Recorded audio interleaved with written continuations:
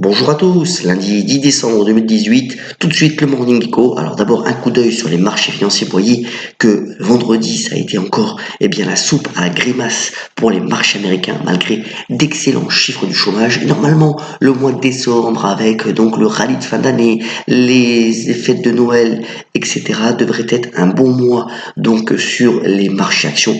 Et bien pour le moment c'est la grande morosité qui domine. Vous voyez que vendredi donc les indices américains ont perdu entre 2 et 3% et que véritablement bien l'horizon s'obscurcit un petit peu. Alors regardez le graphique de gauche, vous voyez donc c'est ce qu'on appelle les spreads de crédit, là c'est à travers le monde. Et bien quand cette courbe augmente, et bien c'est mauvais signe bon pour les émetteurs et donc pour les entreprises, puisque les investisseurs réclament plus de rendement pour pouvoir investir donc dans leurs dettes.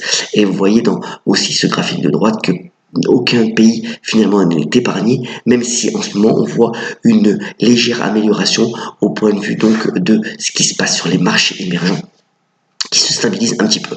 Alors, on a l'autre actualité, c'est aussi donc l'euro qui remonte un petit peu. Vous voyez qu'on est passé au-dessus des 1,14 ce matin, suite finalement à cette guerre commerciale qui continue à être exacerbée. Vous voyez encore l'excellent dessin de Cal dans The Economist, puisque Donald Trump, qui d'ailleurs a perdu son principal conseiller John Kelly, donc s'est autoproclamé tarifman pour les négociations avec la Chine. Mais c'est l'affaire relayée déjà vendredi donc de l'arrestation de l'héritière du groupe Huawei au Canada qui sème le trouble. Alors pour le moment, les charges contre cette dirigeante vont être encore exposées aujourd'hui, mais c'est la colère chinoise, tant à la fois contre le Canada, puisque Meng a été arrêté à Vancouver, que vis-à-vis des États-Unis, qui continuent donc à exacerber un petit peu les peurs de marché.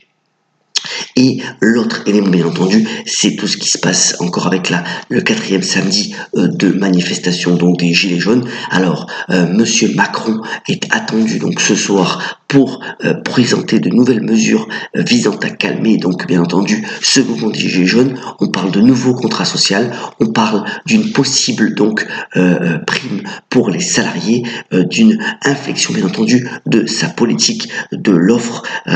Bien entendu, on attend encore d'autres mesures fortes, mais véritablement Monsieur Macron est attendu au tournant. Il est véritablement à la croisée des chemins pour son quinquennat, et on verra quelles mesures concrètes il pourra annoncer ce soir. Alors que vous voyez, le graphique montre que les investisseurs eux-mêmes commencent à être inquiets de la trajectoire que prend donc ce mouvement qui, comme l'a dit donc Bruno Le Maire, le ministre de l'économie, commence à véritablement peser sur la croissance économique française.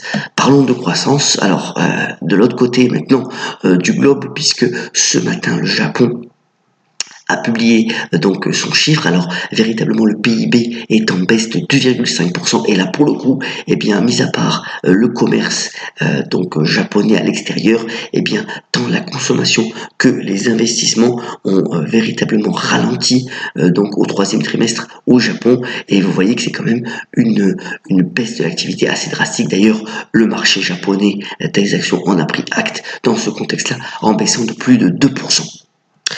Venons-en aux brèves maintenant, rapidement. Donc d'abord Airbus qui rebondit, puisque Airbus a connu une belle commande de plus de 11 milliards donc de dollars en cette fin de semaine, avec donc la commande de 100 avions Airbus A320. Alors c'est le loueur à Volone d'avions qui a passé cette commande. Voilà une belle reprise donc pour l'avionneur européen qui est quand même en retard par rapport à Boeing dans sa prise de commande pour 2018.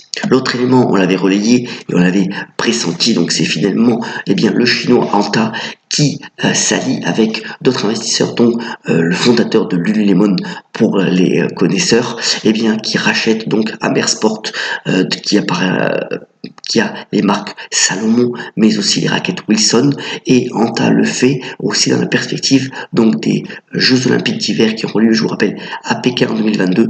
Voilà, c'est une belle prise, c'est une belle opération qui se conclut donc sur les niveaux de 40 €, et c'est véritablement dans l'idée de vendre et de mettre au point une forte croissance donc pour les skis Salomon à l'orée donc de ces Jeux Olympiques.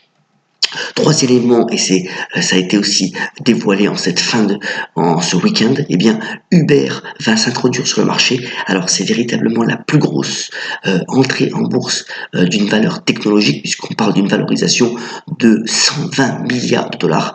Ça fait un peu rêver. Alors, vous savez que Uber, eh bien, véritablement a des chiffres assez délicats, puisque le groupe continue de faire des pertes, notamment au deuxième trimestre, de plus de 1 milliard de dollars, mais ça s'annonce véritablement comme une entrée en bourse donc fracassante, avec notamment donc bien entendu les activités de chauffeurs, mais aussi donc les livraisons de repas, et puis Uber essaye de se diversifier dans aussi le scooter et le vélo, et véritablement c'est pour aussi cette introduction en bourse, c'est pour financer bien entendu sa croissance, faire face à la concurrence d'autres groupes, notamment qui liftent aux États-Unis, mais aussi d'autres groupes, notamment dans les pays émergents, qui veulent contrer donc l'offensive d'Uber dans le domaine des VTC. Et voilà, c'est une grosse introduction qui est attendue pour le premier trimestre 2019, et ça sera véritablement regardé avec attention.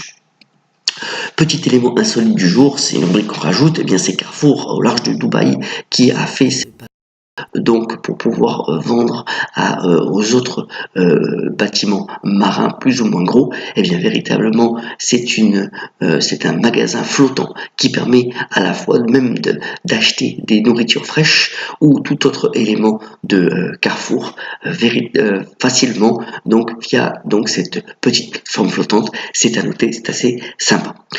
Terminons comme d'habitude ce Morning Call par la citation du jour. Elle vient de cet excellent acteur-réalisateur Kenneth Branagh, qui a dit notamment: ma définition du succès, c'est de contrôler.